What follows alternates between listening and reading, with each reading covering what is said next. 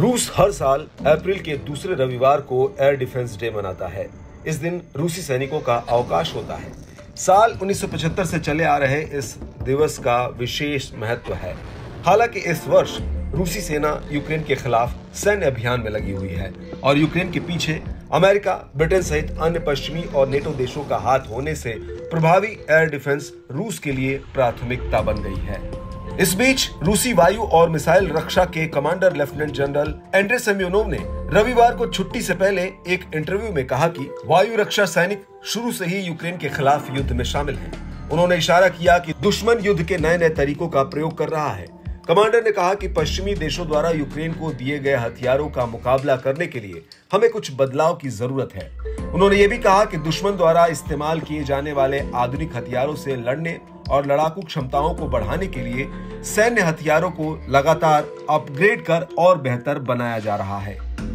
सेम्योनोव यही नहीं रुके, बल्कि जोर देकर आगे कहा कि वायु रक्षा सैनिक अपने सिस्टम को अपग्रेड करने के लिए डिफेंस सेक्टर के साथ मिलकर काम कर रहे हैं और भविष्य के लिए पश्चिमी प्रतिद्वंदियों से बेहतर और यूनिक उपकरण विकसित कर रहे हैं। हालांकि ऐसा नहीं है कि रूसी सैन्य क्षमता कमजोर है, लेकिन ये खुद को और मजबूत बनाने की दिशा में लगातार काम कर रही है। एक पूर्व कमांडर आर्टेक बिजेव ने कहा कि एटीएसीएमएस सहित सटीक मार करने वाले अन्य हथियारों को नष्ट करने में महारत हासिल कर ली है। बिजेव ने अमेरिका का उदाहरण देते हुए कहा कि एयर डिफेंस के क्षेत्र में हमारे पास जितने संसाधन हैं, उतने किसी भी देश के पास नहीं है। रूस के कुछ खास एयर डिफेंस सिस्टम की बात करें तो उनमें टोर, पैंटीर, बक, S-300, S-400 और S-500 शामिल है। इन एयर डिफेंस सिस्टम की खासियत की बात करें तो टोर कम दूरी वाला मोबाइल से ट्रैक किए जाने वाले मिसाइल सिस्टम है। इनके मिसाइलों की रेंज 16 किलोमीटर तक है और ये 48 टारगेट का पता लगा सकती है और एक साथ 10 टारगेट को ट्रैक कर सकती है। पैंटीर ये शॉर्ट से मीडियम रेंज में जमीन से हवा में मार करने वाला एंटी एयरक्राफ्ट आर्टिलरी सिस्टम है। इसकी मिसाइलें 20 किलोमीटर तक की दूरी वाले टारगेट पर हमला कर सकती हैं और 75 किलोमीटर की दूरी तक टारगेट का पता लगा सकती हैं। ये मोबाइल ऑपरेटेड और ऑटोमेटिक तरीके से काम करता है।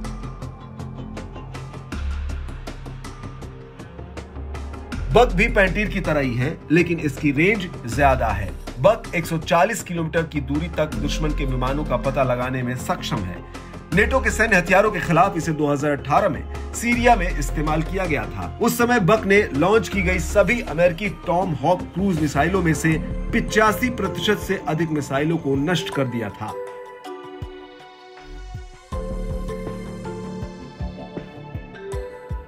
S-300, S-400 और S-500 की बात करें तो ये लंबी दूरी तक सतह से हवा में मार करने वाले मिसाइल सिस्टम है। S-300 को 400 किलोमीटर तक की रेंज वाली मिसाइल से लैस किया जा सकता है।